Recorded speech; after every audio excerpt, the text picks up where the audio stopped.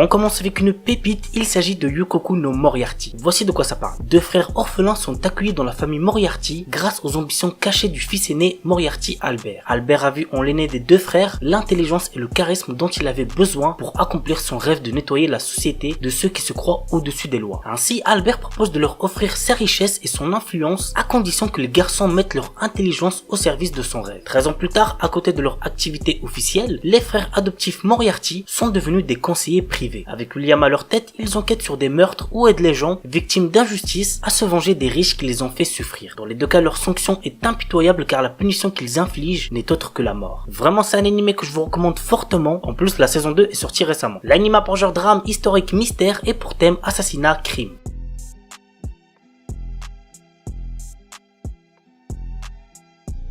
Kaze no Stigma. L'histoire tourne autour de Kazuma Yagami. Il est un descendant d'une lignée qui maîtrise le feu à l'aide de techniques ancestrales, mais comme il n'a aucun talent dans ce domaine, sa famille l'a chassé. Ouais, c'est très triste. Parti vivre à l'étranger, Kazuma a développé d'autres techniques autour du vent après avoir signé un contrat avec le roi de l'esprit du vent. Un exploit qu'il est le seul à avoir réalisé. Revenu vivre au Japon, on fait désormais appel à lui pour résoudre certaines affaires. C'est alors qu'il rencontre sa cousine Ayano et son frère Ren qui maîtrisent tous les deux le feu. L'anime a pour genre action, comédie, fantasy, roman, shonen, slice of life surnaturel et pour thème magie.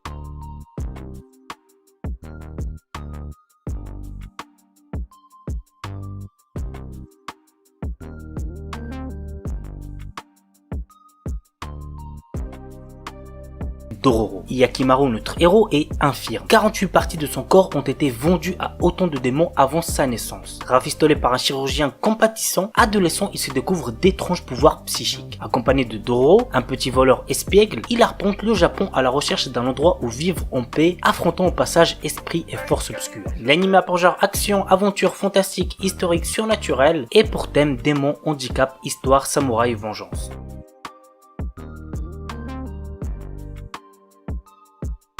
Great Pretender. Un animé beaucoup trop sous-coté, faut que vous alliez le voir, c'est une pépite. Je m'attendais à rien et j'ai été extrêmement surpris. Bref, voici l'histoire. Makoto Edamura se vante d'être le plus grand escroc du Japon. Il tente un jour de s'en prendre à un Français dans le quartier d'Asakusa. Ce qu'il ne savait pas, c'est que sa nouvelle cible est Laurent Thierry, qui est lui aussi un escroc. Il a cependant bien plus d'expérience dans le domaine et est même dans les bonnes grâces de la mafia. Pour se faire pardonner, notre Makoto va devoir se mettre au service de Laurent. L'anime a pour genre action, aventure, drame, mystère, thriller et pour thème mafia.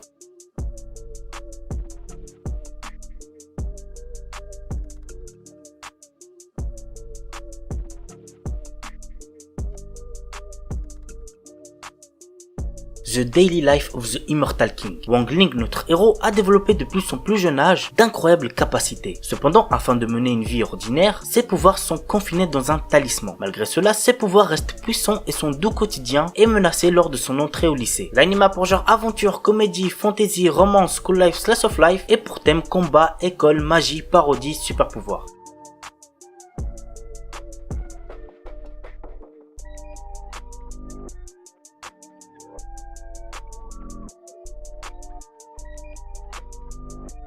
Yasuke, un animé disponible sur Netflix. Dans un Japon féodal dévasté par une guerre menée à coups de robots et de magie, Yasuke, le plus grand ronin que le monde ait connu, s'efforce de mener une existence paisible après une vie qui n'a connu que la violence. Mais lorsqu'un village local devient le centre de bouleversements sociaux, Yasuke n'a d'autre choix que de reprendre du service pour protéger une mystérieuse enfant menacée par des forces maléfiques et des chefs de guerre sanguinaires. Le monde est sur le point de découvrir Yasuke, le premier samouraï africain qui a mis son bras au service du légendaire Oda Nobunaga. L'anime a pour genre action, aventure, drame, fantastique, historique, science-fiction et pour thème guerre, histoire, magie, samouraï.